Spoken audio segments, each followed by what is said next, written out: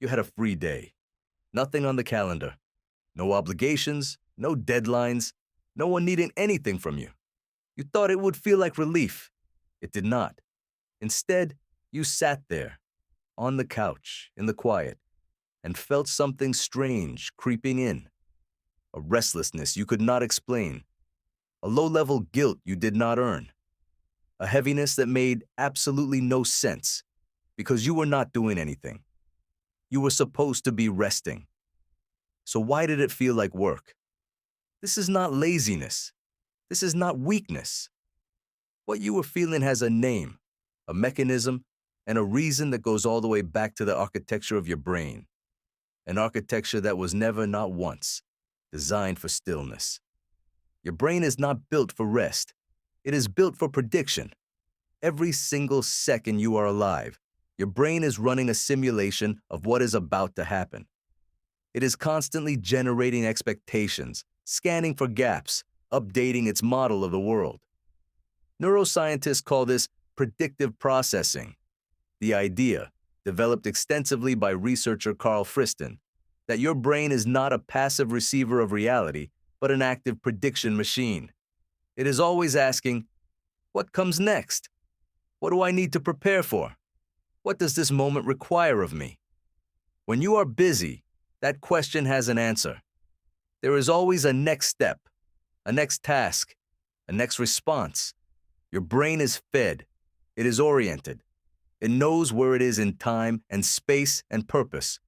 When you do nothing, the question goes unanswered. And an unanswered question in a prediction machine does not produce peace. It produces noise. That noise has a name too. Psychologists call it the default mode network, a set of brain regions that activate not when you are doing something, but when you are doing nothing. Regions including the medial prefrontal cortex, the posterior cingulate cortex, and the angular gyrus light up the moment external demands drop away. And what does this network do? It thinks about you. It replays the past. It rehearses the future. It wonders what other people think of you. It loops through unresolved conflicts and unfinished plans. It is the part of your brain that talks. Neuroscientist Marcus Raschel, who first mapped the default mode network in depth, described it as the brain's baseline state, the activity your mind returns to the instant you stop directing it somewhere else. Most people assume that an idle brain is a quiet brain. Rachel's research showed the opposite. An idle brain is one of the most metabolically active states your brain ever enters. You are not resting when you do nothing. Your brain is working harder than it does during most focused tasks. This is why the couch does not always feel like relief. You are not switched off. You are switched inward. And inward, for most people, is not a calm place. Think about the last time you tried to just sit. Really sit. No phone, no background noise, no task to anchor you. How long did it last? A few minutes. Less. In 2014, psychologist Timothy Wilson and his colleagues at the University of Virginia ran a series of experiments that became one of the most quietly unsettling studies in modern psychology. They asked participants to sit alone in a room with nothing to do for between 6 and 15 minutes. No phone, no book, no distraction of any kind. The only option available to them, if they wanted it, was to press a button that would deliver a mild electric shock to their own body. Most people chose the shock. 67% of men and 25% of women chose to electrocute themselves rather than sit quietly with their own thoughts for 15 minutes. These were not people in pain. These were not people in crisis. They were people in a quiet room who found the silence so uncomfortable that a jolt of physical pain felt preferable to continuing to sit inside their own heads. Let that settle. The mind, left alone, does not default to peace. It defaults to seeking. And when there is nothing to seek, it turns the seeking inward. And inward, it finds everything it has been postponing.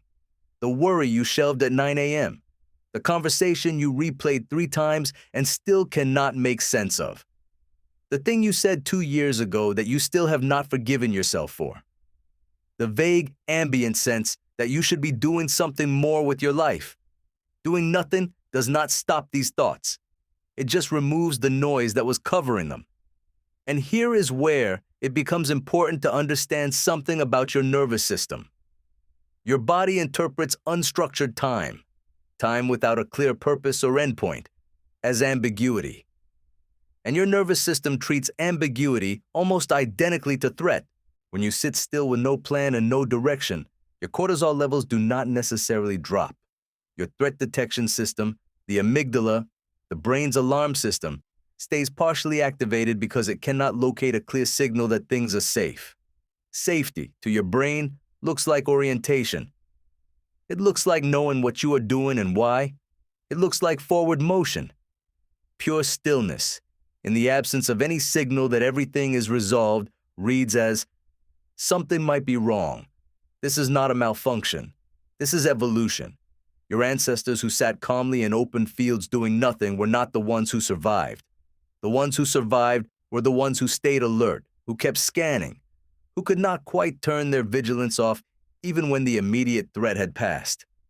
Their brains were wired to treat restfulness as a brief window, not a destination.